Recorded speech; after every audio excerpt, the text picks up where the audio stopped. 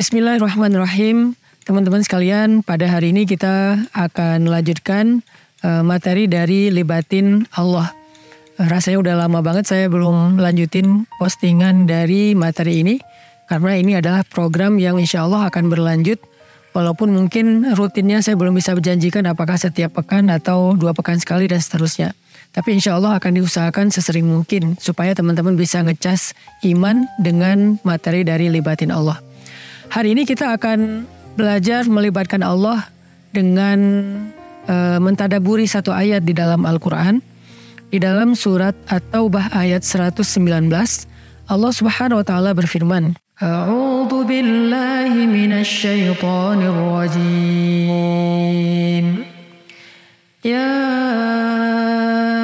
ayyuhalladzina amanu taqullah. Ya ayyuhalladzina amanu taqullaha wa kunu ma'as shadiqin. Wahai orang-orang yang beriman, kata Allah, taatlah kalian kepada Allah dan senantiasalah kalian bersama dengan orang-orang yang benar. Ayat ini memerintahkan kita kepada 2 hal yang sangat penting ketika kita ingin Allah terlibat dalam hidup kita. Kalau misalnya kita pengen Allah itu membersamai kita, kalau kita pengen Allah itu melindungi kita, menolong kita, ngasih kita jalan keluar dalam hidup, menuntun kita, membimbing kita, apa yang harus kita lakukan? Yang pertama, perintahnya di sini Allah memanggil kita dengan panggilan Ya ayyuhalladzina amanu, wahai orang yang beriman, wahai orang yang sudah berhijrah, wahai orang yang sudah berislam. Allah panggil, lalu Allah katakan, ittaqullah, bertakwalah kalian kepada Allah. Bertakwa kepada Allah ini sederhananya adalah taatlah kalian kepada Allah. Jadi kalau kita ingin melibatkan Allah, caranya taat kepada Allah. Sehingga ketika kita taat kepada Allah, Allah juga akan mengijabah kebutuhan-kebutuhan kita. Faliyastajibuli waliyu'minu bi. Hendaklah orang yang beriman itu memenuhi panggilan Allah, yaitu dengan taat sholat, kemudian puasa, haji bagi yang mampu, dan seterusnya. Taat kepada Allah. Dengan kita taat kepada Allah, Allah terlibat dalam urusan kita. Bahkan ketika kita dalam kehidupan sehari-hari melakukan sesuatu pekerjaan, taat kepada Allah itu adalah modal supaya Allah terlibat dalam urusan kita. Kayak misalnya dalam masalah hubungan dengan lawan jenis. Kalau kita pas kita menjalankan hubungan dengan lawan jenis itu tidak taat kepada Allah, melanggar syariat Allah, kita melakukan hal-hal yang Allah tidak suka, maka hubungan itu Allah tidak terlibat di dalamnya. Tapi kalau kita menjaga hubungan kita dengan lawan jenis, misalnya kita suka dengan seseorang, lalu ketika kita ingin serius sama dia, kita punya pilihan nih, mau pacaran atau menikah dengan proses ta'aruf. Nah, kalau misalnya kita memilih pacaran dan melakukan dosa, maka Allah nggak terlibat di dalam hubungan kita. Sehingga hubungan kita itu bukan hubungan yang dijaga sama Allah. Mungkin akan jadi sampai menikah, tetapi proses sampai menikah, bahkan di dalam pernikahan juga Allah nggak ridho dengan proses itu. Sehingga akhirnya kalau kita punya masalah nanti dalam hubungan pernikahan, Allah nggak terlibat kecuali kita bertaubat. Apalagi kalau nggak jadi nikah, maka yang terjadi pada diri kita itu semuanya sesuatu yang sia-sia dan terlepas dari perlindungan Allah. Tapi kalau kita memilih hubungan yang taat kepada Allah, yaitu nggak pacaran, kita ta'aruf dengan cara yang benar, kenalan dengan cara yang benar sampai menikah, maka jadi atau tidak jadi hubungan itu ke pelaminan, tetap hubungan itu dalam perlindungan Allah. Allah terlibat dalam hubungan mereka. Kalau nggak jadi, Allah ganti dengan yang lebih baik. Kalau jadi, Allah jadikan rumah tangganya sakinah, mawaddah, warahmah. Ini artinya taat kepada Allah, cara kita melibatkan Allah dalam hidup kita. Begitu juga dalam pekerjaan misalnya. Kalau misalnya kita memilih untuk menjalani proses kita dalam mencari rezeki atau bekerja dengan cara yang tidak taat kepada Allah, misalnya sumpah palsu, atau misalnya dengan perjanjian yang nggak baik, atau dengan ya tadi ingkar janji, berbohong, manipulatif, zalim kepada orang lain, melakukan hal yang Allah nggak suka, melanggar syariah dalam pekerjaan kita, maka Allah nggak terlibat dalam pekerjaan kita itu, dalam proyek kita, dalam karir kita. Sehingga ketika kita punya masalah, Allah nggak menolong kita. Tapi kalau kita menjalani karir hidup kita dengan jujur, dengan ikhlas karena Allah, dengan penuh kasih sayang kepada sesama manusia, tidak zalim, tidak manipulatif, amanah, maka ketika kita punya masalah dalam pekerjaan kita, Allah pasti terlibat. Allah pasti akan nolong kita. Gak mungkin kita celaka dengan masalah itu. Ini cara pertama melibatkan Allah di dalam ayat 119 surat At-Taubah. Ittaqullah, taatlah kepada Allah. Tapi ternyata taat kepada Allah ini gak cuman cukup dengan kita inisiatif pengen taat kepada Allah. Ada caranya. Bagaimana cara kita taat kepada Allah yang lebih istiqomah? Bagaimana cara kita taat kepada Allah supaya lebih benar, supaya sesuai dengan petunjuk, supaya lurus? Bagaimana caranya? Kata Allah, caranya kunu ma'as shadiqin, sertailah orang-orang yang benar. Siapa mereka orang-orang yang benar? Orang yang benar itu yang pertama adalah Rasulullah SAW. Kemudian para sahabat. Kemudian siapa? Para ulama. Karena yang paling mengerti tentang kebenaran adalah para ulama setelah Rasulullah dan para sahabat. Kita tidak lebih mengerti daripada para ulama tentang kebenaran. Makanya Allah bertanya, "Qul hal yastawil ladzina ya'lamun wal ladzina la ya'lamun?" Katakan, emangnya sama antara orang yang mengerti dengan orang yang tidak mengerti? Nggak sama. Sehingga yang lebih mengerti tentang kebenaran, yang lebih mengerti tentang yang halal, yang lebih mengerti tentang yang Allah ridhoi bukan kita, tapi para ulama. Karena kita sekarang nggak bisa membersamai Nabi, nggak bisa membersamai para sahabat.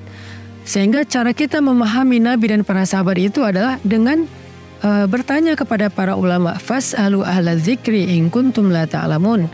Tanyakanlah kepada ulama yang ngerti ilmu jika kalian tidak mengerti. Sehingga kita jadi tahu, oh ini kebenaran yang dicontohkan Nabi. Oh ini kebenaran yang diridhoi Allah. Kita sertai para ulama, kita belajar kepada para ulama. Dengan kayak gitu, kita akan tahu cara taat kepada Allah yang membuat Allah terlibat dalam hidup kita. Jadi kayak misalnya dalam urusan tadi karir, tanya kepada para ulama, belajar kepada para ulama fikihnya, fikih muamalah, urusan pekerjaan, tanya mana yang halal, mana yang haram, mana yang syubhat, mana yang nggak boleh dan seterusnya. Apakah ini boleh, apakah ini dilarang dalam agama? Itu cara kita taat kepada Allah. Jadi takwa kita kepada Allah itu adalah dengan cara mengikuti para ulama. Kunu ma'as shadiqin, kata Allah. Sertailah para ulama. Untuk itulah kita perlu berguru dalam belajar Islam atau bahkan dalam mengamalkan Islam. Kita perlu berguru.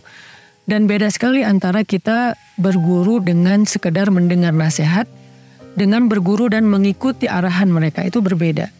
Sehingga gak cukup kita cuman berguru dengan mendengar nasihat di sosial media, di YouTube, TikTok, Instagram, Facebook, dan seterusnya. Kita juga perlu mengikuti arahan mereka. Kita kalau perlu malah kita kenal dengan mereka untuk bisa bertemu dengan mereka, bertanya langsung kepada mereka. Itulah cara berguru yang dicontohkan oleh para sahabat dahulu. Itulah cara berguru juga yang dicontohkan oleh para ulama-ulama kita yang dahulu. Jadi carilah sebanyak mungkin ulama untuk kita belajar kepada mereka. Sertailah mereka, ikutilah mereka, dengarkan dan taatilah arahan-arahan dari mereka yang berilmu dan benar dengan keilmuannya. Sehingga dengan demikian kita menjadi orang yang taat kepada Allah sesuai dengan apa yang Allah syariatkan dalam Islam. Dengan kita taat kepada Allah sesuai dengan syariat Allah, maka Allah terlibat dalam urusan kita. Nah, bicara tentang kunu ma'as shadiqin, sertailah orang-orang yang benar atau orang-orang yang mengerti kebenaran, yaitu para ulama. Ada satu ungkapan yang saya baca dalam kitab Ihya Ulumuddin. Man laisa lahu syaikh fa syaikhuhu syaitan, kata ulama. Siapa yang dia gak punya guru, maka gurunya itu setan. Artinya kita belajar Islam tuh gak bisa otodidak. Kita gak bisa langsung baca Al-Quran, baca hadis, lalu kita menyimpulkan sendiri, gak bisa. Kenapa? Karena kita gak punya kapasitas menyimpulkan ayat dan hadis. Kita cuma mengerti teksnya, tetapi tidak mengerti maksud dari pemilik teks. Makanya itulah bedanya antara al-fahmu dan al-fiqhu. Fahmu itu memahami kalimat. Al-fiqhu memahami orang yang menyampaikan kalimat. Maksudnya apa? Sehingga kita mungkin bisa baca teks Al-Quran, baca teks hadis. kita faham arti dari teks tersebut, tapi belum tentu kita faham maksud dari yang berbicara dengan teks itu, yaitu Allah dan Rasulullah SAW. Makanya kita perlu bertanya kepada orang yang mengerti bagaimana memahami teks, memahami Al-Quran, memahami hadis, dan siapa mereka? Para ulama. Karena itulah dalam tradisi belajar Islam, baik di Indonesia maupun di Arab sejak zaman dahulu, kita tidak belajar Islam itu secara otodidak. Kita belajar Islam itu kepada guru. Dulu ketika saya masih kecil, masih umur sekitar 8 tahun mungkin ya, 8 tahun, saya pernah dibawa oleh orang tua saya ke seorang ulama yang cukup karismatik di Aceh. Beliau adalah dipanggilnya Tengku Abu Kutakrung. Nah, hafizahullah. Beliau adalah seorang ulama karismatik, ulama yang karomah, waliullah yang ada di Aceh, yang alhamdulillah sampai sekarang beliau masih hidup. Usianya udah mungkin lebih dari 80 tahun, tetapi beliau Masya Allah masih terlihat auranya bercahaya, sehat. Masya Allah ilmunya masih beliau sebarkan kepada murid-muridnya. Saya pernah diajak oleh orang tua saya ketemu dengan beliau untuk tabarukan, untuk mencari berkah dari ulama yang solih. Ketika saya ketemu dengan beliau bilang gini, anak ini akan menjadi orang yang dekat dengan Al-Quran. Maka bawalah dia kepada guru yang bisa mengajarkan dia Al-Quran. Kalimat itu masih saya ingat sampai sekarang, seolah-olah Tengku Abu Kutakrung ini memberikan irsyadat, memberikan arahan kepada orang tua saya bagaimana harusnya mendidik saya. Beliau memberikan arahan, carilah guru untuk anak ini yang bisa mengajarkan Al-Quran, karena dia akan menjadi seorang yang dekat dengan Al-Quran. Pulang dari sana, saya bilang kepada ibu saya, Mak, Tengku Abu Kutakrung itu orang yang saya lihat di dalam mimpi saya. Jadi sebelum saya ketemu dengan beliau, saya mimpi. Cuman kan karena saya nggak kenal beliau, jadi saya nggak tahu siapa. Lalu saya nggak cerita juga sama orang tua saya. Jadi pas pulang, saya bilang itu yang saya lihat di dalam mimpi. Artinya usia 8 tahun saya pernah bermimpi ketemu dengan seorang ulama, seorang hamba Allah yang salih, waliullah, dan saya mencium tangannya. Nggak lama setelah kejadian saya mimpi, orang tua saya ngajak ketemu dengan Abu Kutakrung, dan saya cium tangan beliau dan beliau mengusap kepala saya, mendoakan saya dan mengatakan hal yang tadi. Saya baru ngeh, oh ini mimpi saya yang kemarin saya dapatkan. Ternyata disuruh mengunjungi beliau. Dan itu bukan karena saya meminta, ibu saya yang mengajak saya kepada beliau tanpa tahu bahwa saya pernah bermimpi ketemu dengan beliau beberapa hari yang lalu. Nah, setelah mendapatkan arahan dari Tengku Abu Kutakrung, akhirnya ibu saya mencarikan saya seorang guru untuk ngaji, dan kejadiannya juga cukup dramatis, bukan sepenuhnya mencari sebetulnya. Juga waktu itu guru saya yang pertama mengajar saya mengaji yaitu Ustadz Fakhri Abdul Majid. Beliau mendengar saya lagi azan di rumah, kemudian bertanya kepada ibu saya, siapa yang azan, ibu? Anak saya. Ya udah, boleh nggak saya ngajak dia ngaji di masjid? Kata ibu saya, ya saya lagi nyari guru untuk dia belajar ngaji di masjid. Akhirnya gayung bersambut, saya pun diajak belajar ngaji ke masjid. Yang tadinya cuma belajar alif bata aja di rumah, gak serius gitu kan. 1 bulan saya belajar di masjid, alhamdulillah Masya Allah, karena berkah guru, saya langsung bisa ikut musabakoh. Musabakoh tingkat kecamatan, alhamdulillah juara. Kemudian naik ke tingkat kabupaten, juara juga. Naik tingkat provinsi, juara juga. Sampai naik tingkat nasional di tahun yang sama, alhamdulillah juga juara 1 tingkat nasional. Dengan waktu belajar saya tuh masih kurang dari 1 tahun sejak awal saya belajar ke beliau. Jadi baru sebulan udah musabakoh, kemudian musabakoh lagi tingkat berikutnya sampai tingkat nasional. Itu tuh beruntun, Masya Allah. Berkah dari arahan dari Abu Kutakrung dan juga berkah dari guru yang pertama saya yaitu Ustadz Fakhri Abdul Majid. Selain Ustadz Fakhri juga selain beliau mengajarkan saya tentang mengaji bisa mujawwad, bisa dengan irama, beliau juga merekomendasikan guru berikutnya karena beliau mengharapkan saya mendapatkan lebih. Sehingga beliau merekomendasikan guru saya Ustadz Azhari Usman, Allah yarham karena beliau wafat dalam musibah tsunami, Ustadz Sayyid Ridwan. Bahkan saya belajar juga di Jakarta kepada Dr.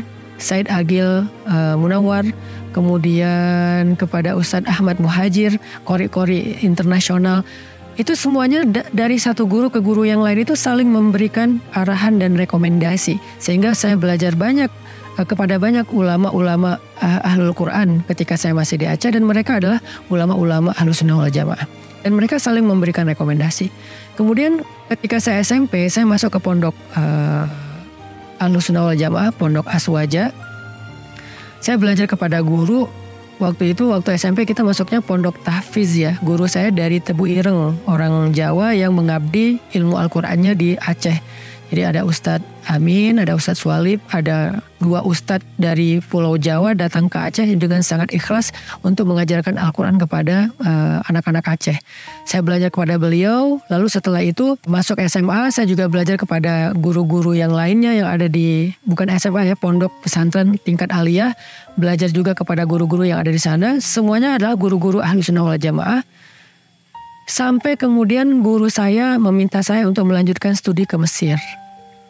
Waktu itu sebetulnya saya belum berniat pengen belajar ke Mesir. Saya lebih pengen belajar ke kampus umum di Indonesia. Karena sebetulnya waktu itu penasarannya saya lebih pengen belajar kayak sains gitu. Karena saya senang astronomi, senang tentang alam gitu. Jadi kayak pengen belajar sains. Tapi kata guru saya, jangan, kamu ke Mesir aja belajar di Al-Azhar. Saya karena manut kepada guru, derek yai ibaratnya, akhirnya saya nurut aja, ya udah belajar berangkat ke Mesir. Sampai di Mesir saya tes beasiswa dengan asbab Al-Quran, saya disuruh ngaji, alhamdulillah ngaji saya berkenan kepada yang ngetes, akhirnya dikasih beasiswa. Belajarlah saya di Al-Azhar. Al-Azhar dengan ulama-ulama yang luar biasa, Ahlus Sunnah wal Jamaah juga, dengan rata-rata mazhabnya Syafi'iyah. Saya belajar, salah satu guru favorit saya itu ada Dr. Abdurrahman Uwais, kemudian Dr. Ahmad Zaid. Saya belajar Al-Quran juga selain di Al-Azhar, belajar di masjid-masjid. Bahkan di Al-Azhar pun sebetulnya tadinya saya mau ngambil jurusan syariah ya. Tetapi ternyata sama guru saya, dosen saya dipilihkan fakultas Usuluddin dan jurusan tafsir Al-Quran. Balik lagi ke Al-Quran seperti yang awal sekali diarahkan oleh guru saya, yaitu Tengku Abu Kutakru. Akhirnya saya nurut lagi kepada guru, masuklah ke Syu'bah tafsir Al-Quran, fakultas Usuluddin. Saya belajar di situ tentang ulumul Quran, belajar tentang tafsir dan seterusnya. Di luar kampus saya juga belajar kepada guru-guru Al-Quran yang ada di sana. Saya sempat membacakan Al-Quran kepada salah satu masyayikh Al-Quran yang sanad Al-Qurannya tertinggi juga di Mesir, yaitu Syekh Abdul Hakim. Kemudian saya belajar kitab Ihya Ulumuddin kepada Syekh Tariq Faris. Jadi setiap sore pulang kampus saya ke masjid. Itu selama beberapa bulan, setiap sore pulang kampus ke masjid. Bukan beberapa bulan, malah beberapa tahun ya. Sampai saya lulus dari tahun 2002 tuh. Jadi berarti sekitar 3 tahun lah. Pulang dari kampus ke masjid sampai malam. Duduk baca kitab Ihya, baca kitab Riyadhus Shalihin, talaki dengan beliau. Diberikan semacam arahan seperti apa cara memahami kitab-kitab tersebut. Jadi nggak baca sendiri. Sampai kemudian alhamdulillah dengan saya belajar kepada Syekh Tariq Faris dan Syekh Abdul Hakim ini, akhirnya saya ikut musabaqah internasional untuk kategori mahasiswa Al-Azhar yang ada di Mesir. Ada Afrika, ada Arab, ada Asia, ada Eropa. Alhamdulillah saya juga juara di sana. Terus ikut lagi program nih di TV Mesir namanya Iqra TV sama Fajar TV. Mereka punya program namanya program Al-Mizmar Al-Zahabi atau Mizmar Ali Dawud. Seruling emas atau seruling keluarga Daud. Saya ikut dalam program tersebut dari sekian ratus peserta. Alhamdulillah saya juga menjadi yang terbaik. Akhirnya dikasih program 20 episode di Iqra TV tersebut. Pulang dari Mesir, saya diamanahkan oleh guru saya, Dr. Ahmad Zaid, untuk membuat program dakwah anak muda di Indonesia. Gak usah kemana-mana, fokus saja dengan anak muda. Akhirnya ketika saya sampai di Bandung, saya membuat program pemuda hijrah. Ini karena amanah dari guru saya, akhirnya saya nurut bikin program pemuda hijrah. Berjalan sampai hari ini banyak anak-anak muda yang berhijrah. Alhamdulillah itu kemudahan dari Allah, itu keberkahan dari guru. Sampai kemudian ada di satu titik saya ngerasa bahwa udah banyak banget nih anak-anak muda yang udah berhijrah lewat program kita. Tetapi what next? mereka belajar apa lagi setelah hijrah? Kan gak hanya cukup mereka belajar dari saya dengan mendengar nasihat atau motivasi. Mereka juga perlu belajar fikih, belajar akidah secara lebih terstruktur. Sementara saya bukan ahli fikih, saya bukan ulama fikih, saya bukan ahli ilmu akidah. Saya hanya seorang dai biasa, guru ngaji biasa yang ngajak anak muda hijrah. Kapasitas saya masih jauh dengan ulama-ulama lain. Saya butuh orang-orang yang bisa membersamai saya, mengarahkan saya untuk bisa membimbing anak muda yang sudah hijrah, biar mereka setelah hijrah itu nggak salah memilih guru. Takutnya kalau mereka salah memilih guru, mereka malah jadi seseorang yang mungkin agak kaku, agak ekstrim, mudah menyalahkan orang, mudah menuduh orang dengan hal-hal yang nggak pantas, bid'ah, neraka dan seterusnya. Ini terjadi sehingga saya merasa kayak sedih, kok gini ya, setelah hijrah lewat kita. Lalu dia memilih guru berikutnya, malah kemudian dia balik untuk menyalahkan kita. Padahal dia hijrahnya lewat kita. Ini sangat disayangkan dan itu nggak 1-2 kasus, ada beberapa kasus. Sehingga saya merasa butuh seseorang yang bisa membimbing saya dalam tahap dakwah berikutnya untuk membimbing anak-anak muda yang sudah hijrah. Saya berdoa lagi kepada Allah di umroh kemarin ya, umroh itikaf Ramadan. Salah satu yang saya doakan, ya Allah, beri saya hukman wa alhiqni bisolihin. Rabbi habli hukman wa alhiqni bisolihin. Ya Allah, beri saya hikmah, pemahaman agama, dan pertemukan saya dengan orang-orang yang soleh, dengan orang-orang yang berilmu. Akhirnya pulang dari umroh, saya ketemu dengan Kiai Dr. Marzuki Mustamar. Saya kagum dengan keilmuan beliau. Disitulah saya merasa ini yang saya minta kepada Allah, dan ini adalah petunjuk Allah. Sehingga saya langsung meminta izin agar menjadi murid kepada beliau. Nah, akhirnya terjadilah apa yang teman-teman kemarin saksikan. Alhamdulillah ada adegan baiat. Banyak memang yang nanya, kenapa harus ada baiat, Ustadz? Baiat itu kalau dalam bahasa kita tuh kayak ikrar, teman-teman. Baiat itu bukan sesuatu yang aneh. Bahasa kita tuh ikrar. Di setiap organisasi itu ada ikrarnya. Karena beliau adalah bagian dari organisasi, maka udah sewajarnya saya berikrar ketika saya ikut kepada beliau, ketika saya mulazamah kepada beliau. Kenapa ada syahadat? Syahadat itu kan kalau dalam kebiasaan kita di Indonesia, para ulama-ulama kita udah biasa syahadat, bukan karena mengislamkan. Kayak misalnya syahadat sebelum khutbah Jumat, itu ada syahadatnya. Syahadat sebelum bahkan dulu ketika saya akan nikah, sebelum akan nikah itu memang ada syahadatnya. Walaupun bukan sesuatu yang wajib, cuman kayak kebiasaan, dan itu sesuatu yang baik-baik aja, gak ada yang salah. Jadi bukan mengislamkan. Jadi baiat saya kepada guru saya, baiat saya kepada Dr. Marzuki Mustamar itu bukan pertaubatan, tapi sebuah ikrar setia seorang murid kepada gurunya dan kepada madrasah gurunya. Apa madrasah gurunya? Nahdlatul Ulama, itu madrasah saya sekarang. Itu bagian dari guru saya, sehingga ketika saya mengikuti guru, saya mengikuti madrasahnya, bukan mengikuti hanya sosoknya, tetapi juga mengikuti madrasahnya. Dulu sahabat kan mengikuti madrasah Nabi, bukan hanya mulazamah kepada Nabi, tapi juga mengikuti madrasah Nabi, tarbiyah Nabi. Gitu juga dengan para ulama setelahnya, Imam Abu Hanifah, Imam Asy-Syafi'i, Imam Malik. Mereka semuanya ikut madrasahnya sahabat, kemudian madrasahnya tabi'in, madrasahnya tabi'in, dan seterusnya. Kenapa? Karena itu bentuk dari pola kita belajar. Makanya kemarin akhirnya saya karena yakin dan kagum dengan keilmuan Abah Yai Dr. Marzuki Mustamar, saya bilang, saya mau belajar kepada Yai, boleh nggak saya jadi muridnya? Kata beliau, ya silahkan. Kalau misalnya berkenan, beliau nggak maksa, beliau nggak meminta, hanya menawarkan kalau memang berkenan ikut ke madrasah Nahdlatul Ulama, tapi ada ikrarnya supaya kita lebih komitmen. Oh ya siap Yai, Bismillah, akhirnya baiat.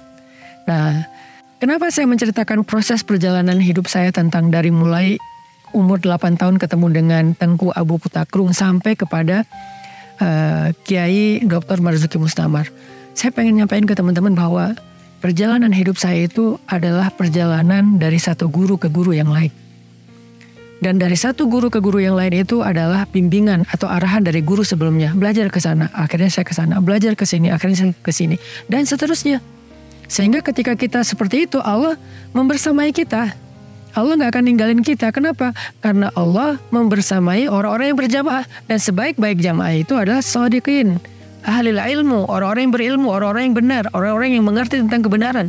Maka kita disuruh kunu mas shodiqin. Sertailah, jadilah kalian bersama dengan orang-orang yang benar itu. Sehingga Allah juga akan membersamai kalian.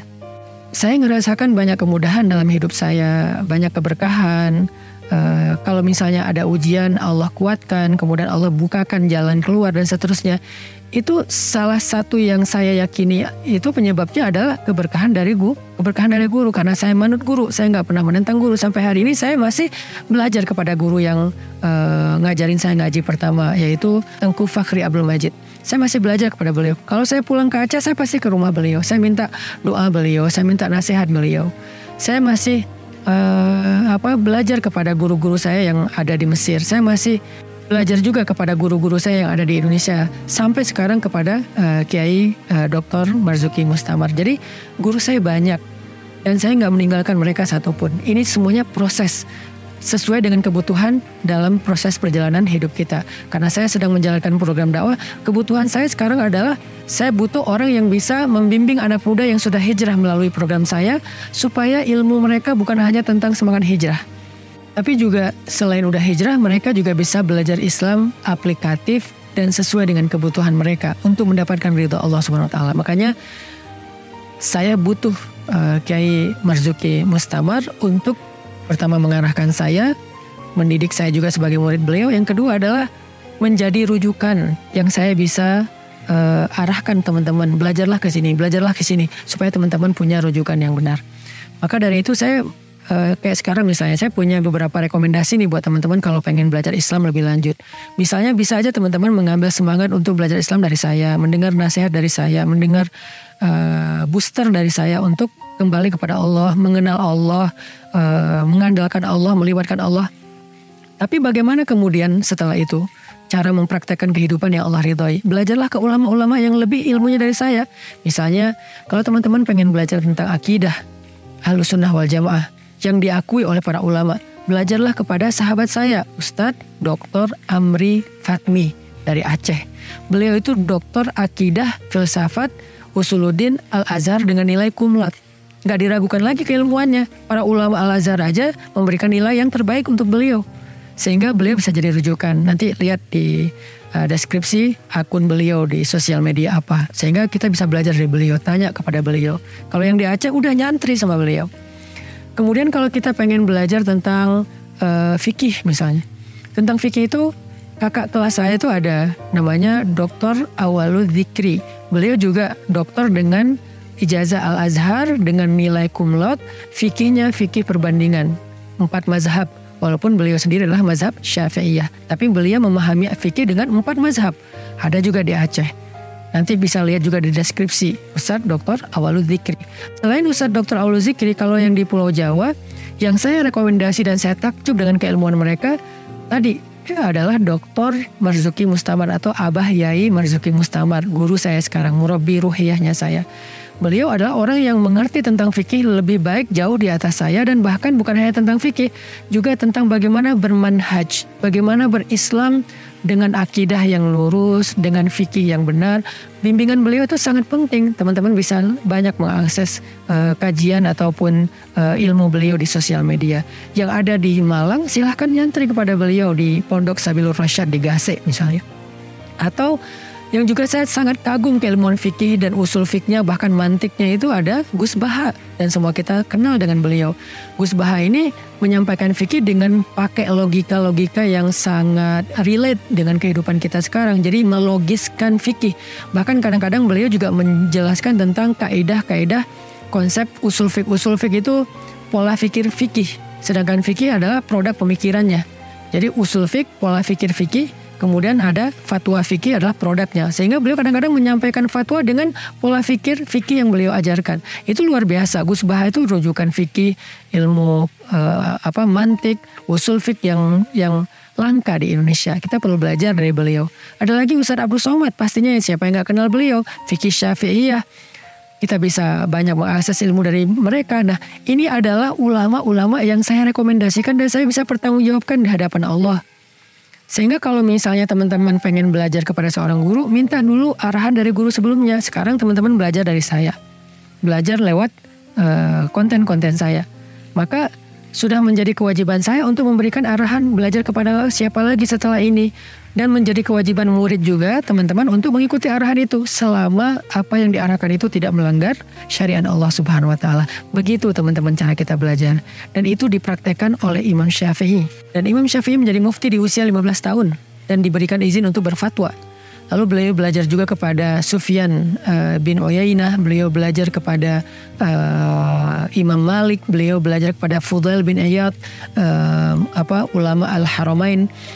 Beliau belajar ke Yaman, beliau belajar ke Baghdad, beliau belajar ke Mesir. Bahkan beliau di usia 50 tahun masih pergi ke Mesir untuk belajar hadis sampai beliau wafat di Mesir. Artinya dari satu guru ke guru yang lain. Beliau belajar hadis kepada ulama ini, belajar fikih kepada ulama ini, belajar bahasa kepada ulama ini, dan seterusnya.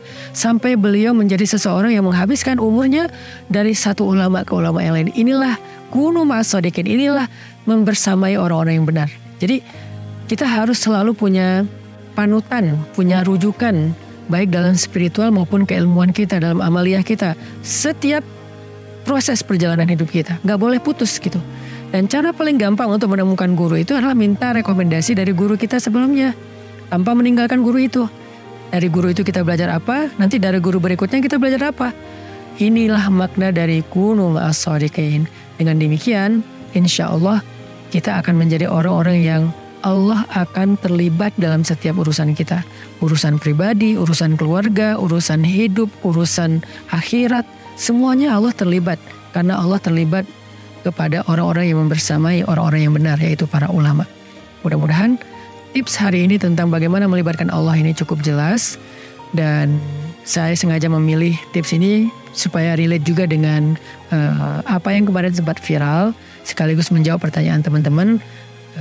Bahwa itu bukan sebuah proses pertobatan, karena sebelumnya saya sudah Ahlussunnah wal Jamaah, saya sudah setia kepada NKRI, saya sudah menjalankan program-program dakwah sesuai dengan apa yang diarahkan oleh guru-guru saya, baik yang di Aceh, di Mesir atau di Indonesia, dan mereka semuanya Ahlussunnah wal Jamaah, tidak ada satupun yang keluar dari situ. Hanya kemarin baiat itu adalah bentuk ikrar setia saya kepada guru saya, Kiai Haji Dr. Marzuki Mustamar, dan juga kepada madrasah beliau yaitu Nahdlatul Ulama, yang di dalamnya ada banyak sekali ulama-ulama hebat, dan saya sangat kagum, sangat takjub dengan keberkahan dari ilmu Hadratus Syekh Hashim Asy'ari yang keilmuan beliau sudah bertahan lebih dari 100 tahun. Itu menunjukkan Allah ridho dengan dakwah beliau. Sebagaimana ulama sebelumnya, misalnya Imam Syafi'i yang sudah bertahan lebih dari 1000 tahun, Allah ridho dengan ilmu beliau. Kebayang gak? Ada berapa santri NU yang hafiz Al-Quran di pondok-pondok baik di Jawa maupun di luar Jawa, itu jumlahnya udah jutaan loh yang hafal Quran. Semuanya mengambil ilmu sanadnya kepada Syekh Hashim Asy'ari. Kebayang gak pahala beliau? Betapa mulianya beliau di hadapan Allah. Begitu juga dengan mereka yang sholat dengan mazhab Syafi'iyah. Kebayang gak pahala Imam Syafi'i? Ada jutaan orang yang sholat dengan mazhab pemahaman fikih Imam Syafi'i. Sehingga ketika kita sholat 2 rakaat, maka 2 rakaat sholat kita itu pahalanya sekian, juga diberikan yang utuh sama kepada Imam Syafi'i. Kebayang gak mulianya Imam Syafi'i? Maka siapapun yang ingin mendapatkan kemuliaan itu, sehingga Allah terlibat ke dalam kehidupan dia dengan kemuliaan yang luar biasa, bersamailah mereka, bersamailah Kiai Haji Hashim Asy'ari, bersamailah para ulama-ulama yang meneruskan perjuangan beliau, bersamailah ulama-ulama yang juga mungkin ada madrasah lain, ada Muhammadiyah dan seterusnya, dan kita saling menghargai. Cuman saya memilih madrasah dengan respek kepada madrasah lain. Dan teman-teman tahu dari dulu saya nggak pernah membedahkan orang, nggak pernah menerakakan orang, nggak pernah menyesatkan orang, nggak pernah berkonflik dalam masalah perbedaan pendapat dengan orang lain, karena saya selalu mengedepankan kata respect dan selalu berusaha untuk menebar persatuan. Jadi saya memilih, tetapi saya menghargai yang lain yang bukan pilihan saya. Maka dari itu ketika saya sudah memilih apa yang menurut saya baik, apa yang saya yakini bahwa ini adalah sesuatu yang layak untuk diikuti, saya juga merekomendasikan kepada teman-teman sebagai bentuk pertanggungjawaban ilmu saya dan juga bentuk kasih sayang saya kepada teman-teman. Biar hijrahnya itu total, gak cuma hijrah spiritual semangat, tapi juga hijrah fikihnya, hijrah akidahnya, supaya imannya lebih lurus, supaya akidahnya lebih lurus, sehingga tidak terombang-ambing di antara berbagai macam aliran. Ini bentuk kasih sayang saya kepada teman-teman. Saya mengajak, yuk kita belajar ke ulama-ulama yang tadi.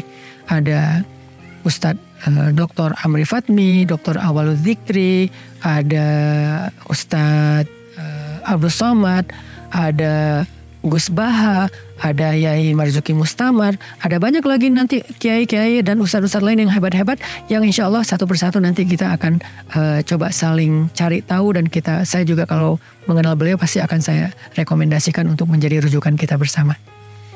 Terakhir, renungkan kembali firman Allah di dalam surat At-Taubah ayat 119, ya ayyuhalladzina amanu, wahai orang yang beriman, ittaqullah, taatlah kalian kepada Allah, wa kunu ma'as-shadiqin, dan sertailah, membersamailah orang-orang yang benar atau yang mengerti tentang kebenaran, yaitu para ulama.